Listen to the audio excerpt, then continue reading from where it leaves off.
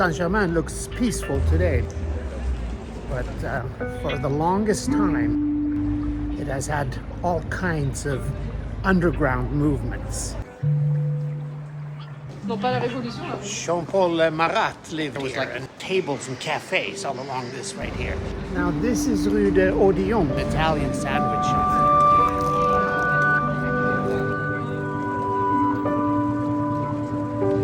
Now this is a real nice place, Boulevard de Marché.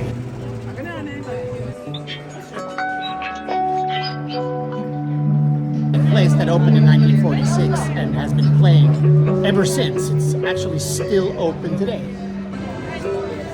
It's right down in this basement here. So from one underground thing regarding Saint-Germain to another.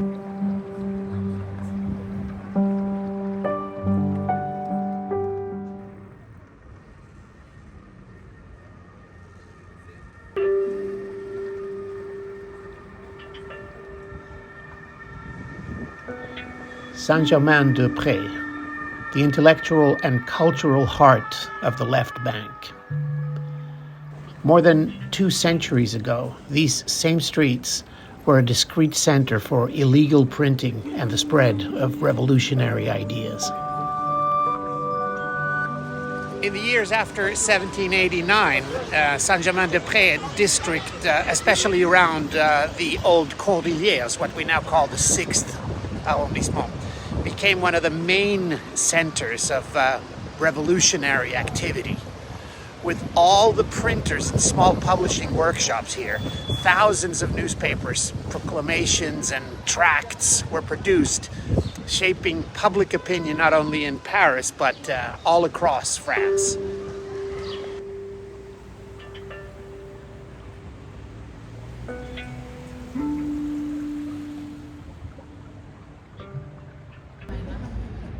Saint-Germain looks peaceful today, but for the longest time, it has had all kinds of underground movements. First politically, and later music.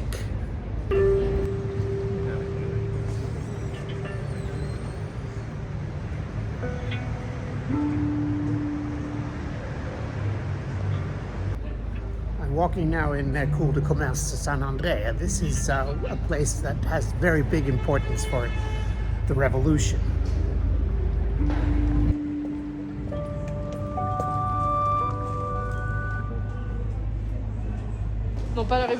Jean-Paul Marat lived here, and behind these windows he wrote L'Ami du Peuple. And from this courtyard here, the newspaper was distributed across Paris, and it was the first one that openly accused enemies of the revolution by name.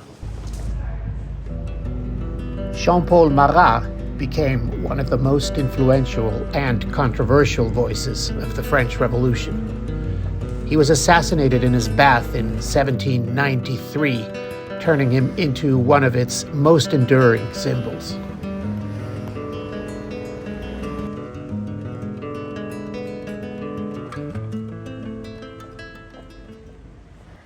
Right here, just behind me on 133 Boulevard Saint-Germain, stood the prison of the Abbey of Saint-Germain-des-Prés. And it was simply a 2-story building, part of the Abbey grounds next to the church. Church is right over here. And during the Revolution, it was packed here with people arrested on suspicion of opposing the new order. Aristocrats, priests who refused the oath, and foreigners and anyone caught up in the chaos. This was where they were held before their fate was sealed.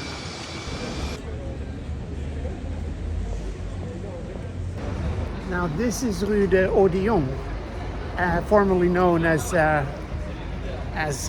de Théâtre Française. In 1790, it was called Rue de Théâtre Française. And right here, there was a lot of printers, illegal pamphlets printing. There are old police reports from 1790 stating that this street was in constant surveillance.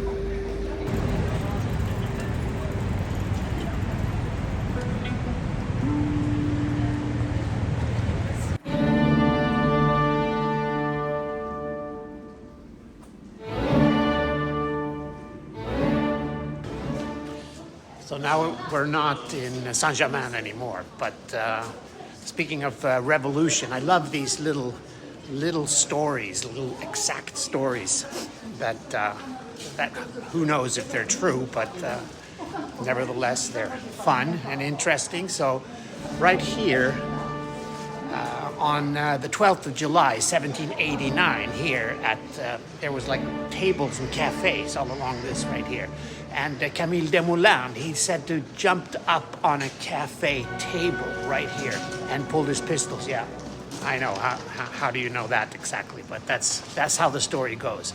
And so he pulled his pistol out, and called the crowd to arms. And he urged all the Parisians to wear cockades. Cockades is like this little rosette, this little circular textile band with green colors, so that you could recognize a revolutionary. And so he urged the Parisians to wear those, and just 2 days later, the Bastille fell. So that's the story about this right here.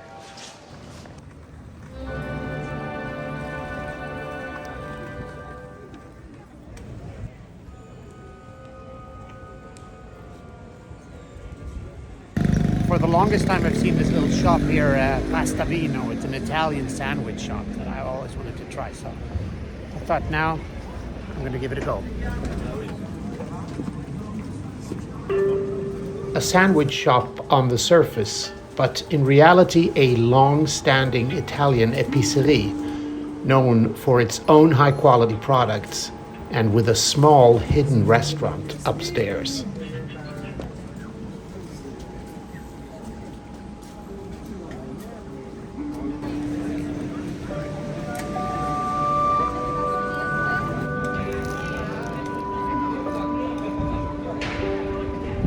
Pretty insane.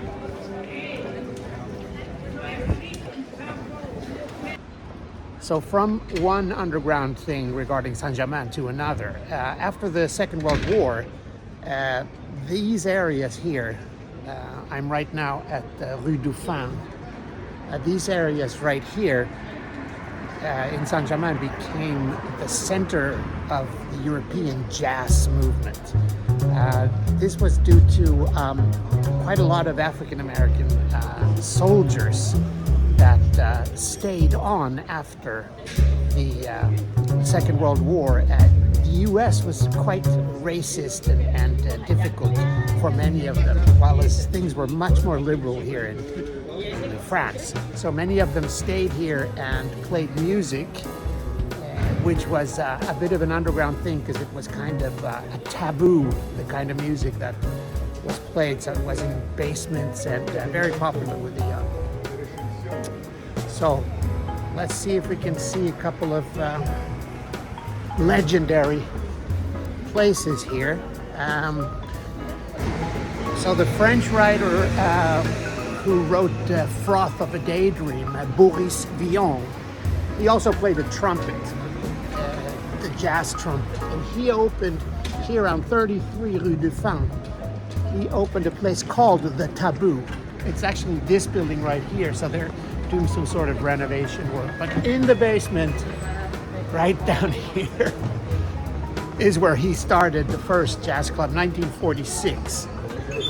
And so right here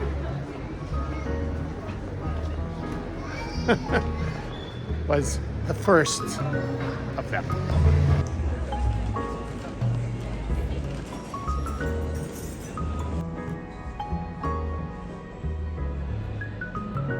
So this here was another jazz hangout.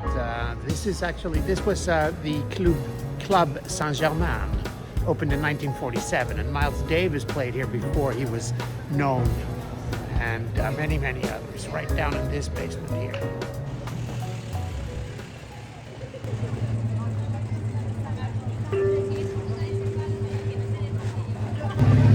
This is a real nice place, Boulevard de Marché, that I've been to many times. Let's go and have a little snack.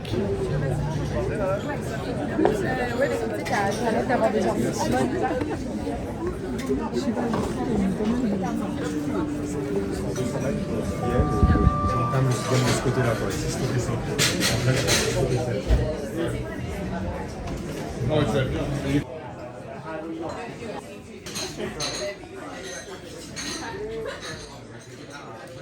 The croque monsieur is a simple Parisian staple, built on bread, cooked ham, and melted Emmental cheese.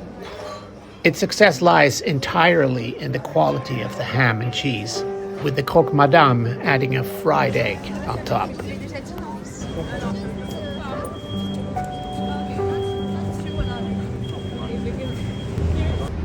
Rue du Chat-qui-Pêche, very narrow.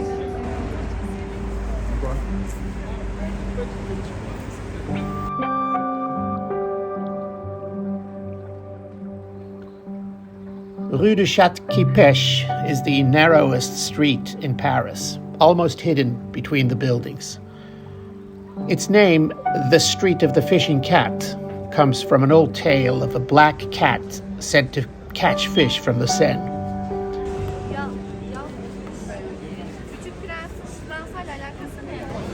So here we are at the Cave de la Huchette. This is something so rare as a place that opened in 1946 and has been playing, one of those jazz basements that has been playing jazz ever since. It's actually still open today.